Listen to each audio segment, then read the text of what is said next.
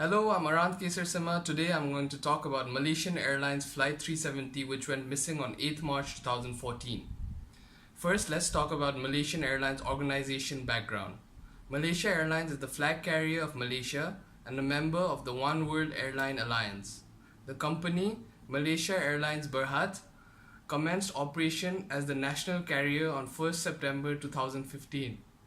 When Malaysian airline system was dissolved from Bursa Malaysia in 2014 and subsequently ceased operations on August 31st, 2015.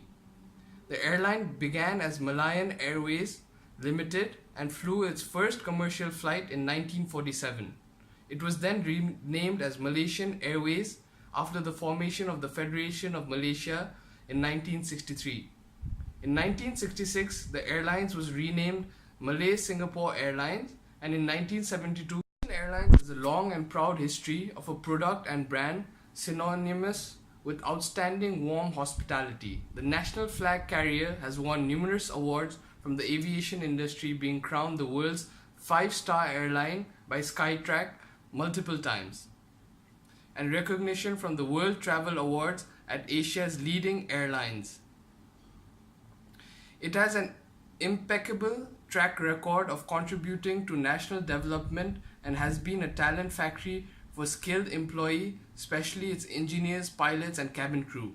The airline has served as a critical enabler to connect Malaysia to the world while simultaneously integrating the nation.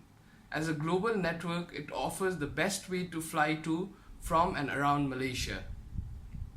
Serving more than 50 destinations worldwide and operating over 300 flights a day, Malaysia Airlines is part of the Malaysian Aviation Group. As a member of One World, Malaysia Airlines offer the best connectivity with seamless journeys to more than 1,000 destinations across 150 plus countries and access to over 650 airport lounges worldwide.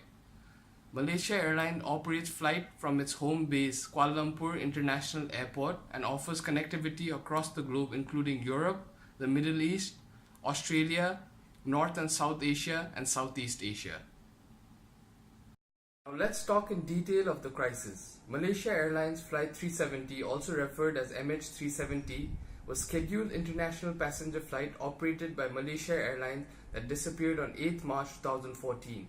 While flying from Kuala Lumpur International Airport to its destination, Beijing Capital International Airport, the crew of the Boeing 777-200ER aircraft last communication with air traffic control was around 38 minutes after taking off, when the flight was over the South China Sea.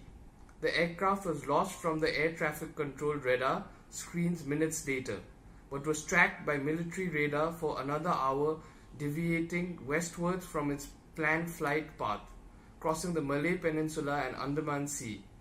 It left the radar range 200 nautical miles northwest of Penang Island in northwestern Malaysia.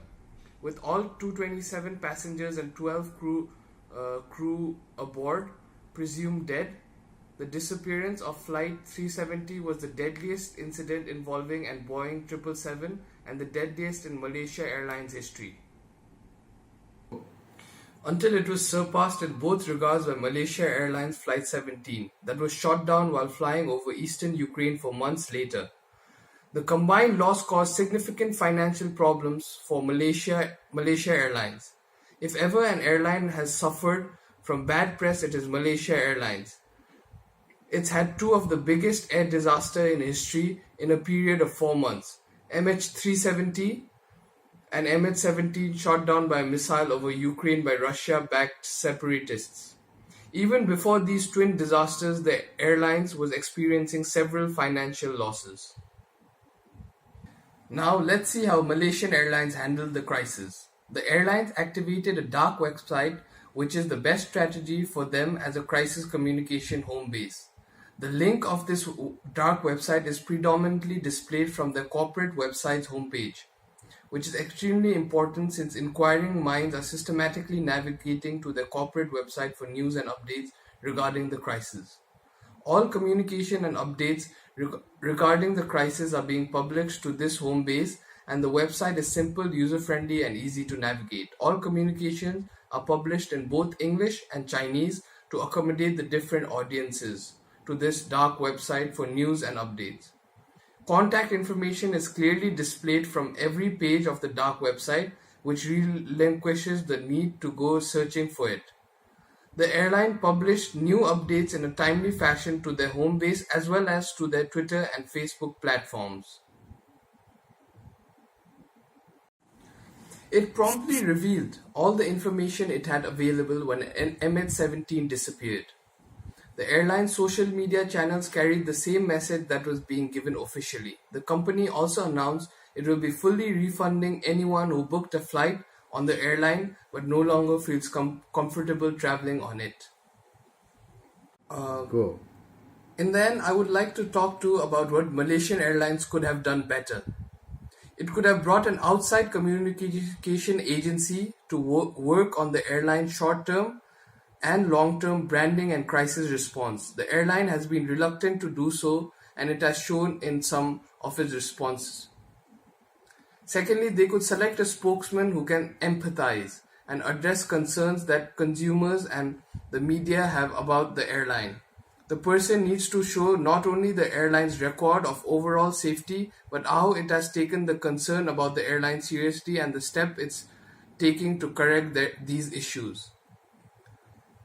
Another one is they could have taken out full page ads in the newspapers. They could interview former passengers expressing their confidence. And in the end, they could make sure its social media strategy reinforces the same message used in traditional media. Thank you. I hope you enjoyed the video.